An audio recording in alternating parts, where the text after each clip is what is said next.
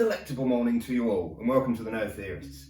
My name's Gaz, and today I'm an exceedingly happy bunny because I've finally got my hands on the Kings of War Northern Alliance Mega Army.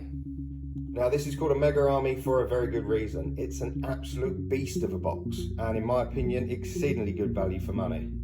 With a recommended retail price of £110, it boasts 81 finely crafted miniatures made from a combination of resin, hard plastic and PVC, ranging from the lowly infantry of the clansmen right up to the hulking giant that is the Snow Troll Prime.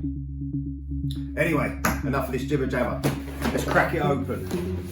Now, I am new to Kings of War, and these are the first Mantic miniatures I've ever bought. So this is as new to me as it is to you. I genuinely haven't opened this. I still can't open it.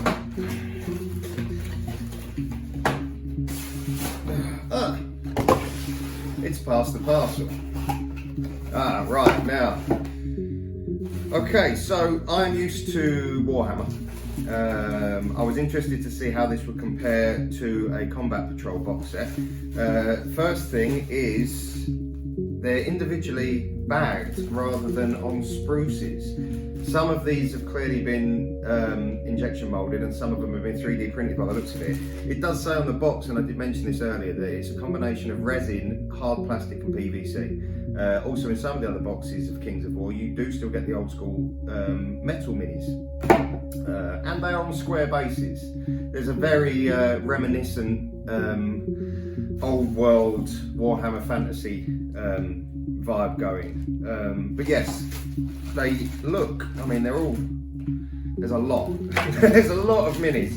Bag after bag after bag. There are some spruces, as you can see. These are the clansmen.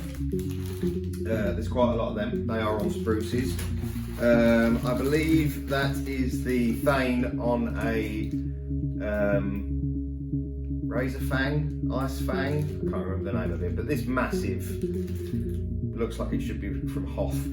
And then your square bases. Now, the great thing about Kings of War is you never move units individually like you do in Warhammer. You don't have unit coherency. All of the unit is moved at once, so movement trays are very handy. But what a lot of people do is they do a diorama base where they will have their minis laid out on a unit board, which is all of the individual models together. They'll make it look like a diorama. You're always going to be moving it as such. You don't ever need to move individual models, and it just makes it look a bit cooler. That must be the Ice Troll, or Snow Troll, should I say. So yes, I mean, first impressions, it's a little unorganised. Wooden bases for the larger ones, which is nice, but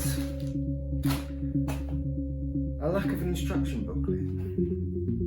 There doesn't seem to be any instructions on how to put them together. Now, it's all individual arms, legs, bodies. It's not going to be too difficult to work out, but if you're not experienced modeler, you might struggle to put this together without any. I'm not missing it. No, there is definitely, just check this box, there is definitely no instructions, which I'm surprised at. I would have thought, given the quality of the product and the quality of the rule book, which I did a review on a few videos back, I'm surprised. I would have expected a nicely laid out instruction booklet. However, I have just noticed Mantic points. I've got 6 Mantic points. I have no idea what they're for, but I will endeavour to find out. Maybe you can exchange them for an instruction booklet, I don't know.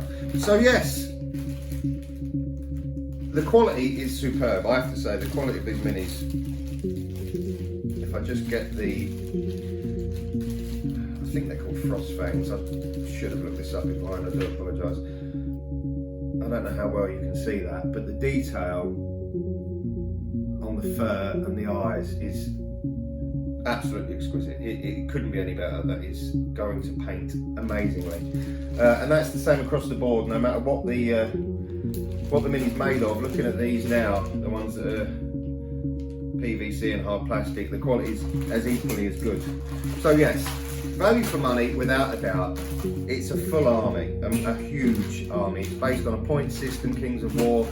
This is more than enough. I mean, they do a standard army in a box. This is the mega army. So the standard army is enough to start playing. This is enough to get your friends around your house and absolutely muller them. So yes, we shall start building and we shall do another video. But on first impressions, it's a 9 out of 10. It would have been a 10 if there'd been an instruction booklet. And I know that's pedantic, and a lot of people, like myself, will build them however we want. We'll ignore the, I did it with my Space Marines. You construct them, you chop bits off, you use a bit of green stuff here and there, and you make them your own. So it doesn't bother me. But my son is 8 and he's civilians modelling. He would be lost. He would be absolutely lost with this without the instructions. I will check my local supplier to make sure it isn't a mistake, but it was cellophane wrapped. I did take that off before I filmed the video, so it's not like anything could have fallen out. It's only if it's a mistake. But I'll check with my local supplier. Like I say, RRP of this is around the 110 mark. I got mine from Rolling in Scarborough for £99. They're doing a discount across the board of Kings of War. You can get them online. I've seen them a little bit cheaper, but you then end up paying postage, which knocks it back up again. So I think £100 is the cheapest you're ever going to see one of these until they start discounting them. This is the Northern Alliance box. There are mega armies, I believe, for all of the races. I've seen the vast majority of them. There's some newer ones as well. There's the Halflings, which I believe has a mega army. I've certainly seen the standard army, but they're all the same price. They're all very nicely put together. I did R about the Ogres, which was going to be the box I was going to get, but there isn't much variation in the models. The Northern Alliance is a huge variation. There's the Clansmen, there's Ice Naiads, there's Trolls, there's Half Elves. There's a good selection of models to paint, and that's what interested me really. With the Ogres, you get a lot less models, but they're a lot bigger and a lot more powerful. So it's a lot less painting. So if you're not really one to paint, you just want to get them out there, Ogres is the way to go, and they're really nice models. And that's it.